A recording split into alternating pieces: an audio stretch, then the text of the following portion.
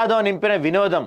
హైదరాబాద్ నుంచి ఈత కోసం కొండపోచమ్మకు వెళ్లిన 7 యువకులు ప్రమాదవశాత్తు డ్యాంలో పడి 5 మృతి చెందిన వారు విషయం తెలిసి కన్నీరు మునిగిన తల్లిదండ్రులు.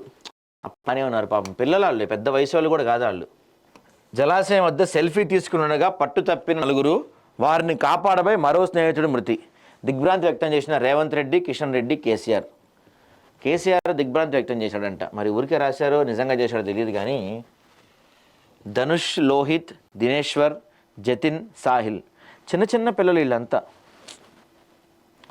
కళాశాలలకు సంక్రాంతి సెలవులు కావడంతో స్నేహితులతో కలిసి సరదాగా గడుపుదామని వెళ్ళిన యువకులు విగత జీవితులుగా మారారు. వారిపైనే కోటి ఆశలు పెట్టుకున్న ఆ తల్లిదండ్రులకు జీవితకాలపు శోకాన్ని మిగిల్చారు. జలాశయంలో దిగి సెల్ఫీ తీసుకుంటున్న క్రమంలో జరిగిన ప్రమాదంలో 5 యువకులు మృత్యువాత పడ్డారు. ఈ విషాద ఘటన సిద్దిపేట జిల్లా మర్కూక్ మండలంలోని కొండపోచమ్మ సాగర్ జలాశయంలో శనివారం జరిగింది.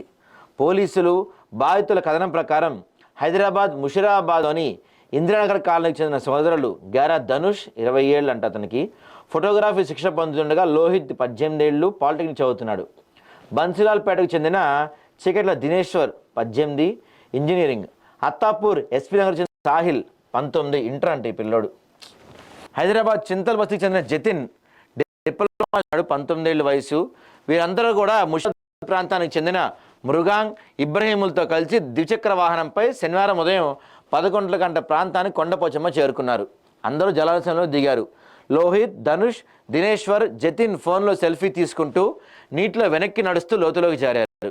రక్షించాలని ఆర్తనాదాలు చేశారు. ఆ కొండపోచమ్మ డ్యామ్ ఎందుకు కట్టారో ఎవరికి ఉపయోగం కూడా తెలియదు. ఆ డ్యామ్ ఇట్లా ఉంటుంది, అది డ్యామ్ ఉండటమే ఎలాగది పనికి రాకుండా పోతుంది. ఆర్తనాదాలు చేశారు. గమనించిన సాహిల్ వారిని కాపాడడానికి వెళ్లడంతో ఆ 4 గట్టిగా పట్టుకున్నారు. రక్షించాలంటూ సాహిల్ సుమారు 20 నిమిషాల పాటు అరిచాడు. గమనించిన ఇబ్రహీం భయంతో ఏడుస్తూ పరుగులు తీశారు. చేపలు పడుతున్న వారి వద్దకు వెళ్లి విషయం చెప్పారు. వారంతా వచ్చేలోపే 5 నీట మునిగారు. సమాచారం అందుకున్న ములుగు ఎస్ఐ విజయ్ కుమార్ హుటాహుట్న సిబ్బందితో కలిసి ప్రమాద స్థానానికి చేరుకున్నారు. సిద్దిపేట సిపి అనురాధ జలాశయం వద్దకు చేరుకొని గల్లంతైన వారిని వెతకడానికి 20 మంది గజగీతకాలను రంగంలో దింపారు. బోటును తెప్పించి గాలించారు. మధ్యాహ్నం 1:30 గంటల ప్రాంతానికి ప్రారంభమైన ఈ ప్రయత్నాలు రాత్రి 7:30 కొనసాగాయి. నీటిలో మునిగిపోయిన 5 మృతదేహాలు, గజగీతకాలు బయటికి తీశారు. గజ్వేల్ ప్రభుత్వ ఆసుపత్రిలో శవపరీక్ష నిర్వహించి బంధువులకు అప్పగించారు. సహాయ చర్యలకు ఈయన ఆదేశం ఇచ్చారంట. యువకుల కుటుంబాలకు ప్రభుత్వం 15 లక్షలు ఇస్తుంది. 15 లక్షలు చొప్పున డిమాండ్ ఇవ్వాలని హరీష్ రావు డిమాండ్ చేయగా 10 లక్షలు ఇవ్వాలని చెప్పి కోరమని ప్రభుత్వం విజ్ఞప్తి చేశారు. ఎన్ని లక్షలు ఇచ్చారన్నది ఇక్కడ విషయం కాదండి. ₹1 ఇచ్చినా సరే ఆ చనిపోయిన పిల్లలు తిరిగి, కోటి కాదు 100 కోట్లు ఇచ్చినా సరే చనిపోయిన పిల్లలు తిరిగి రారు. ఇక్కడ ₹1 ఇవ్వాలా, లక్ష ఇవ్వాలా, 10 లక్షలు ఇవ్వాలా అనేది కాదు విషయం. మాట్లాడాల్సింది ఏంటంటే వాళ్ళు వెళ్తానికి అక్కడ పర్మిషన్ ఎవరు ఇచ్చారు, అది ప్రమాదకరమైన డ్యామ్ అని తెలుసు, అదేం విహారయాత్ర ప్రదేశం కాదు, నది కాదు, సముద్రం అంతకన్నా కాదు.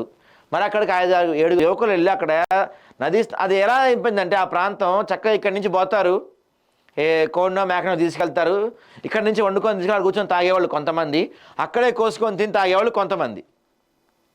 అది టూరిస్ట్ ప్లేస్ కూడా అంటానికి మనం లేదు.